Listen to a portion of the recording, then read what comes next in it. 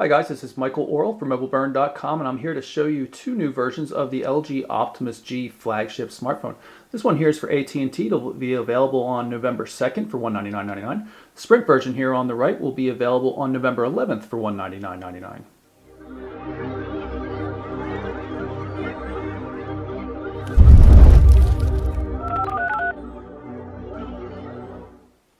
Okay, so here we have the Sprint version of the device. You see the lock screen here. Some cool effects. You can activate one of these shortcuts directly just by pulling on it for a little bit, or you can unlock the screen. Got a 4.7-inch display. It's a nice IPS display. 768 by 1280 pixels, 720p resolution. The left-hand edge of the device, we have a volume control. The back, high gloss finish, a bit of a kind of a dots in a checkered pattern, grid pattern. Really gets dirty, so I'm not real fond of the gloss on the back here. 13 megapixel camera. It's slightly raised. You can see the bit of the bump and a little bit of the finish around it. 13 megapixels though, shoots full 1080p HD video. Assist LED flash there. This back cover does not come off, so there's no way to get to the 2100 milliamp hour battery, which is good for Sprint estimates 13 hours of talk time, which is quite fantastic. Right hand edge, we've got the main power button. Up top, 3.5mm headphone jack and the secondary microphone pinhole for noise cancellation. Primary microphone, of course, down the bottom, and then there's the USB, micro USB power and data port. Pair of bolts that go into the bottom of the device. I'm not sure if they're really part of the structure, if they just look nice, but they appear to be real bolts. In general, the device is very solidly built, feels pretty good, and you can see a nice chrome edging around the entire device. It looks pretty nice as well. So overall, in terms of the hardware design, while it's not the sexiest thing on the market, it's nicely built and quite suitable. Now, when LG built this device, they gave it some pretty high-end specs. Not only is it the first device on the market with a Qualcomm Snapdragon S4 Pro processor. That's the quad cores and 4 crate cores in it, running at 1.5 gigahertz. It also has a very high-end graphics chip, nice new Adreno chip. High performance. You can see how smooth the 3D renderings are on some of the home screen transitions. It really looks fantastic. Backing all that up is a very generous 2 gigabytes of RAM. There are people in the office I know that have laptops that are running on 3 gigs. So the fact that this phone is so close in performance to a full-blown laptop is really kind of cool. Take a look at the user interface. LG's done a number of customizations here in the notification area. You can go in here, you can even edit the shortcuts and rearrange them or change which ones are visible. Clear out your notifications there, and that little button there will also get you into the settings. Now you'll notice a difference between AT&T's version and the Sprint version. I'll show you that later. The settings in the Sprint version is quite traditional looking, one long vertical list, and the AT&T version goes a little bit of a different route and has things broken up into tabs. And there are a few other differences between the Sprint version and the AT&T version, and I'll point those out momentarily. But first, let's go down to the About phone. You can see which version of Android it's running right here under software information. Unfortunately, it's running still running Ice Cream Sandwich, even though Jelly Bean's been out for quite a while. That's kind of disappointing. So let's take a look at the AT&T version of the device. It has a similar home screen. More sound effects by default, though, it seems. Turn the volume down so we don't have to listen to those as much. Again, the same high-performance CPU and really top-end graphics capabilities. As I mentioned, though, if we go into the settings screen, you can see that things have been arranged into tab format, though. Both are quite nice. I kind of like the tabs. It makes it a little bit quicker to get to the section you're looking for rather than just long scrolling. But both are quite acceptable. Otherwise, the user interfaces appear to be pretty much the same. Now, as the AT&T version, and AT&T is typically want to do that, they want to load up your device with AT&T applications. There are at least 11 here. There might be more. Of course, there are some LG built software applications as well, but I find that much more acceptable than the AT&T versions. See widgets, a separate section for downloads, and you can edit things as well, rearrange them the way you like, which is pretty cool. Create folders on the fly. But in addition to the extra bloatware on the AT&T version, actually the hardware is a little bit different. Same basic specs for the display, but the device is actually a couple millimeters wider. Volume is in the same spot, but you'll notice on this edge here, we have access to the, of course, mandatory SIM card, which you don't have in the Sprint version. And there's also a micro SD slot, comes with a 16 gig card pre-installed. Same kind of high gloss finish on the back, different pattern though, and somewhat opposite from the Sprint version. There's a separate little cutout here for the flash, but the camera is flush mounted. And part of that is due to the fact that it's a smaller camera module. This is only 8 megapixels as opposed to the 13 megapixel version found on the Sprint device. Same price though, so you get a little bit more video and camera capability on the for the money from the Sprint version. The AT&T version also foregoes notification LED. It's on the up here on the Sprint model and uses multicolor LEDs around the power button. Kind of cool, but not quite as obvious as the Sprint version. You can see it also runs in landscape mode. A lot of phones won't do that by default. Both of these Optimus Gs do, though. Another part of the bloatware I mentioned before, you might see it here, contacts. This opening address book for the AT&T address book, this often takes a few seconds and it wastes a lot of time. It doesn't show up every time you load the contacts, but it shows up often enough, it seems, if it's not already in memory. And one of these things I want to point out is, notice the buttons down at the bottom. You've only got 3 buttons, which we're kind of used to from LG. But it's not the standard buttons you would find on a Google ice cream sandwich device. If you want to get to the task switcher, you have to hold down the left-hand button, or I mean the home button rather there, and then you can swipe away applications. Or you can also get directly to the task manager to remove individual ones, or there's a convenient stop all there. Now my guess is if I go back into the contacts, oh, I thought I was going to have to wait through the AT&T thing. So it's not related to the actual startup of the application, but it is kind of annoying, and I've actually seen it mentioned in other reviews as well. So otherwise the software seems pretty decent. We've seen this kind of organization from LG in the past. Can drag things on there relatively easily.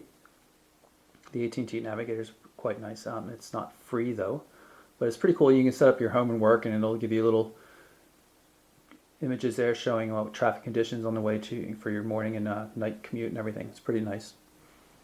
If you take a look at the notifications at the top, you'll notice we've got a 4G LTE connection here from AT&T. Symbol right next to that is NFC, and both devices support NFC as well as LTE. On the Sprint version though, while it has LTE capabilities, you're not going to find LTE running in too many markets for Sprint right now. So right now we're limited to EVDO Rev A 3G data speeds, which are not nearly as competitive as even the solid HSPA plus data speeds you'll get on AT&T's network without LTE. I've not actually been able to run LTE on Sprint at all. It's not available in my area. Otherwise has the same NFC capabilities, and it even actually has HSPA and GSM connectivity for world roaming, which is quite nice for the CDMA version of the Optimus G here. I'm going to start up the device here and drag open from the camera to load the camera application. And right now we're in video mode. I'm going to start recording the video. And it's nice and smooth and has continuous focusing, so it'll focus on my hand and then focus on the magazine and back and forth. Actually does a pretty good job of that. I'm going to stop here and switch over to still photo mode. There's a lot of different photo modes in here. You know, you can do all sorts of cool things, but one of the things I really find entertaining, if not necessarily useful, is watch what happens when I say smile. Or for those of you used to doing it the Korean way, kimchi. It's really cool. Setting you can basically, without hands-free, just by saying smile or a couple of other different words. You'll notice there's a number of other settings. There's face tracking. There is let's see what else we got here. Smile detection, burst mode, panoramic mode. You can see I said smile detection. It took another picture, so you can see how that could be a little bit annoying. The forward-facing 1.3 megapixel camera can be used for video calls, and the performance is quite nice. Also has this, I think they call it a beauty mode or something, yeah, beauty shot, which enhances your appearance on the forward-facing camera. It appears to smooth out blemishes using a bit of a blur filter. It's a little hard to detect here, but I think that's what's going on. Then of course you have the normal settings and exposure compensation, white balance, effects, geotagging, and you even flip it around for the forward-facing camera. So pretty decent camera system on the Sprint version. The AT&T version with its 8 megapixel camera does not seem to perform quite as well. Still seems to be pretty solid though.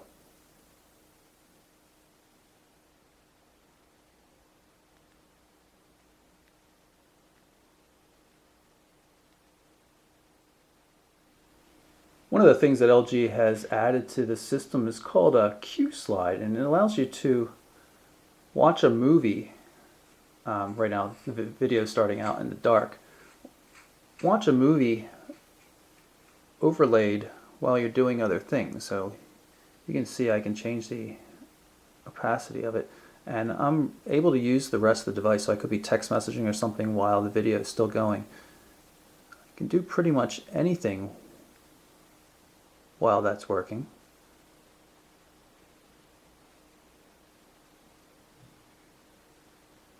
Which is pretty cool. And I can kill it. This is just LG's notebook they install on the device, and you can actually create your own notes and things as well.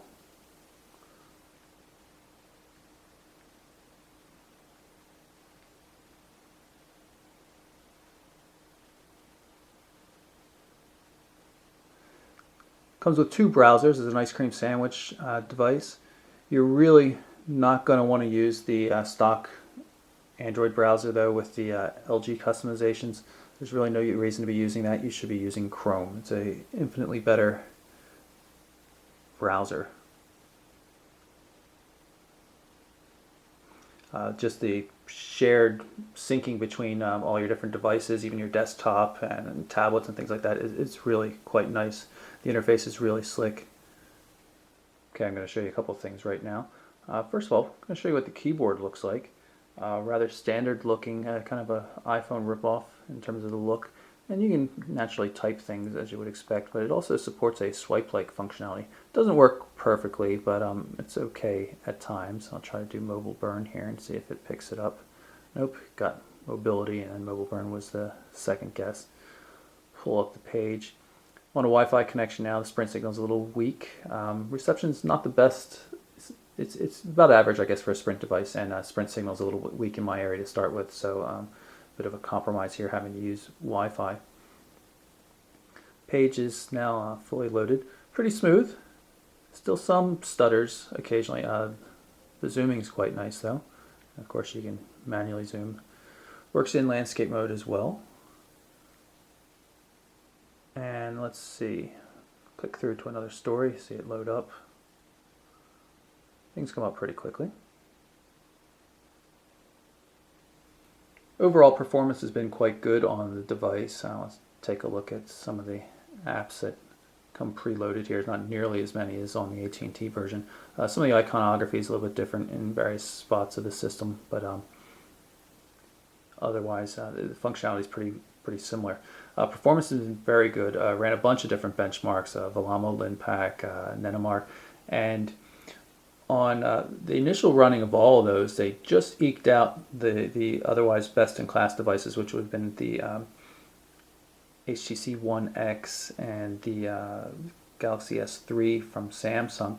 But in subsequent runs, sometimes they were a little bit lower, so I think it's a bit of a crapshoot.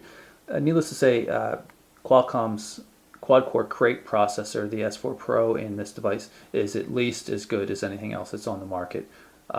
In some real high-performance tasks, it might prove to be better.